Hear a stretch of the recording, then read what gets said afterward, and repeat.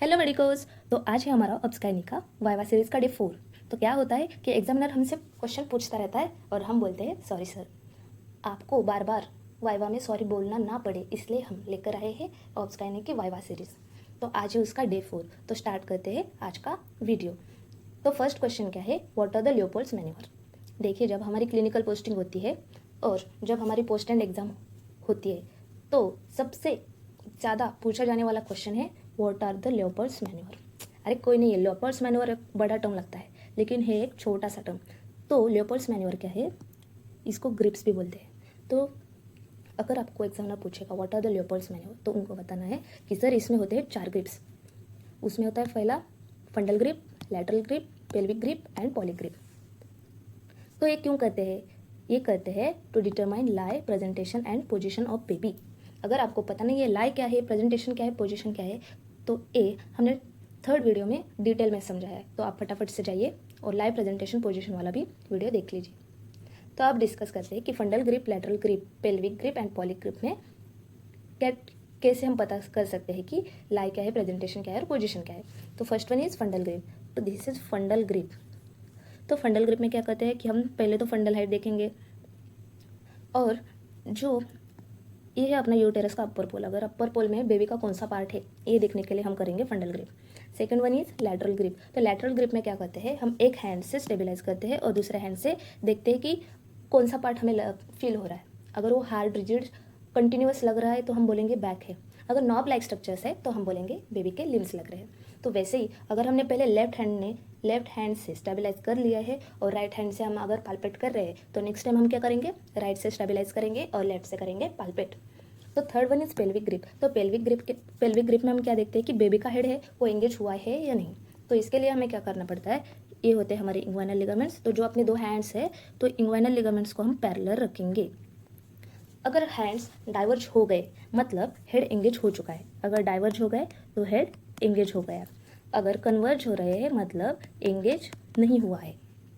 और fourth grip कौन सी है, पॉलिक ग्रिप। तो पॉलिक ग्रिप में हम क्या देखते हैं, जो बेबी का प्रेजेंटिंग पार्ट कौन सा है, जो यूटेरस की तरफ जो बेबी का पार्ट पेल्विक की तरफ आ रहा है, पेल्विक इनलेट में है, वो कौन सा पार्ट है, प्रेजेंटिंग पार्ट कौन सा है, उसको देखने के लिए हम करेंगे पॉलिक ग्रिप। तो आपको याद रखना है जो फंडल ग्रिप है, जो ये लैटरल ग्रिप है और जो ये पॉलिक ग्रिप है, ये 3 ग्रिप हम प्रेग्नेंट वुमेन की तरफ देखकर करेंगे, मतलब फेसिंग टुवर्ड मदर। बट जो ये ओनली पेल्विक ग्रिप है ऐसी है जो हम अपोजिट डायरेक्शन को देखकर करेंगे। तो ये हो गए हमारे 4 फंडल ग्रिप। अगर आपको एग्जामिनर पूछता है what are the Leopold's manoeuvre तो बता दो fundal grip, lateral grip, pelvic grip and Pawlik grip, बस। तो सेकंड क्वेश्चन इज, तो हम इसका इंटरप्रिटेशन देख लेते हैं। अगर कंटिन्यूस रिजिड स्ट्रक्चर है तो हम बोलेंगे बैक ऑफ बेबी। अगर नॉब लाइक स्ट्रक्चर है और सॉफ्ट है तो बोलेंगे limbs of baby. And globular hard और बैलोटेबल अगर है तो बोलेंगे हेड ऑफ बेबी। तो सेकंड क्वेश्चन क्या आता है, ये भी ऐसा 5 स्टार क्वेश्चन है जो एग्जामिनर बार बार पूछता है कि ट्रू एंड फॉल्स लेबर में डिफरेंस बताओ। तो ट्रू लेबर पेन और फॉल्स लेबर पेन क्या होता है। अगर ट्रू लेबर पेन हो रहा है तो जो पेन है वो लोअर एब्डोमेन से रेडिएट होगा बैक एंड थाई को। अगर पहले लोअर एब्डोमेन में है तो वो बैक एंड थाई को रेडिएट हो जाएगा। लेकिन अगर फॉल्स लेबर पेन है तो वो रेडिएटिंग नहीं होगा। तो सेकंड डिफरेंस क्या है, ये जो ट्रू लेबर पेन है वो रेगुलरली आएगा, प्रोग्रेसिव, मतलब उसकी इंटेंसिटी बढ़ती जाएगी। ऐसा नहीं कि अब थोड़ा आया है तो उससे कम हो जाएगा, नहीं। अगर अभी कम है तो जब सेकेंड टाइम कॉन्ट्रैक्शन होगी तो उससे ज़्यादा पेन होगा। लेकिन फर्स्ट लेबर में इरेगुलर नॉन प्रोग्रेसिव कॉन्ट्रैक्शंस होते हैं। अगर ट्रू लेबर में सर्वाइकल डायलेट हो जाता है, जो अपना सर्विक्स होता है वो डायलेट हो जाता है। लेकिन फॉल्स लेबर में नो सर्वाइकल डायलेटेशन। तो ये दो जो डिफरेंस है बहुत इंपॉर्टेंट है। एक तो ट्रू लेबर में बैक एंड थाई को रेडिएट हो रहा है और जो सर्विक्स है वो डायलेट हो रहा है। Fourth difference is not relied on medication and rest. अगर ट्रू लेबर वाले वुमन को अगर हमने कोई दवाई वगैरह दी, अगर रेस्ट लेने को बोला तो वे पेन रिलीव नहीं होगा। लेकिन अगर फॉल्स लेबर वाले पेशेंट को हमने मेडिकेशन और रेस्ट दिए तो वो रिलीव हो जाएगा। तो ये हो गए 4 difference between true labour and false labour. तो नेक्स्ट क्या है, what is the Braxton Hicks contraction. Braxton Hicks contraction क्या है, ये तो इरेगुलर पेनलेस कॉन्ट्रैक्शन होते हैं। इरेगुलर पेनलेस कॉन्ट्रैक्शन हो रहे हैं यूटेरस के, क्यों, ताकि जो हम ये यूटेरस है वो लेबर के लिए तैयार हो, मतलब डिलीवरी के लिए उसको तैयार करना है, इसके लिए इरेगुलर पेनलेस कॉन्ट्रैक्शन होते हैं, उसको ही हम बोलेंगे ब्रैक्सटन हिक्स कॉन्ट्रैक्शन। तो next question is advice given in ANC. अगर एएनसी मदर आपके पास आई है तो उनको आप क्या क्या एडवाइस करोगे। तो पहला तो होगा डाइटरी एडवाइस। देखिए, अगर प्रेगनेंसी में हर प्रेगनेंसी मतलब प्रेगनेंसी में extra 300 kilo calorie per day requirement होती है। तो अगर हमें ये रिक्वायरमेंट फुलफिल करनी है तो मम्मी को हम एडवाइस करेंगे कि आपका जो डाइट है वो बैलेंस डाइट होना चाहिए, उसमें iron and protein rich diet हो, फ्रूट्स एंड वेजिटेबल्स होने चाहिए। Walking and prenatal yoga, तो हमें बोलना है कि 45 minutes, at least 45 minutes per day walking होनी चाहिए। और योगा में हम मेडिटेशन वगैरह कर सकते हैं, लेकिन स्ट्रीनस एक्सरसाइज एंड स्पोर्ट्स को अवॉइड करना है।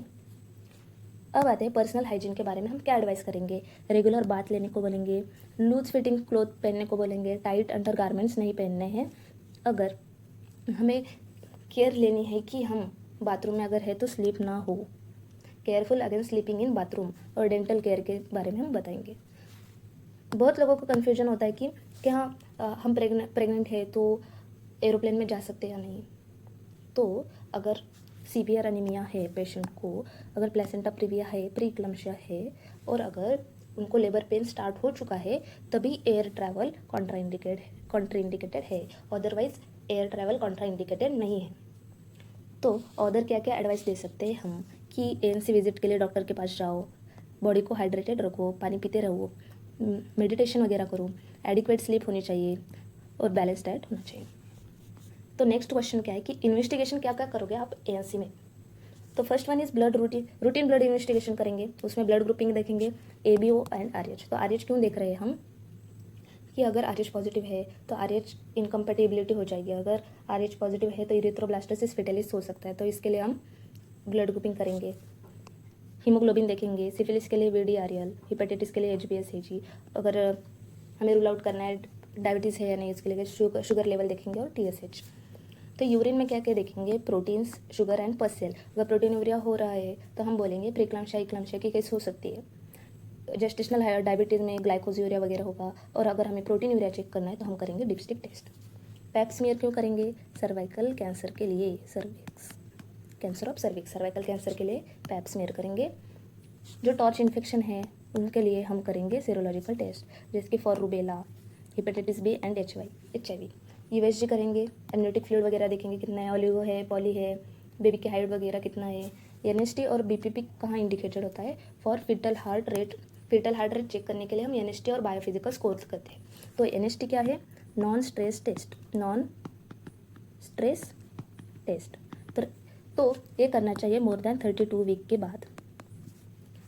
तो NST एंड BPP जो स्कोर है वो कब इंडिकेटेड है, अगर मदर बोल रही है कि उनको जो फीटल मोमेंट है वो ज़्यादा फील नहीं हो रहा है, फीटल मोमेंट कम लग रहे हैं, अगर फीटल्स को डिस्ट्रेस हो रहा है, तो हम NST और बायोफिजिकल स्कोर सजेस्ट करते हैं। तो ये हो गए आज के 5 इंपॉर्टेंट क्वेश्चन जो वाइवा में बार बार पूछे जाते हैं।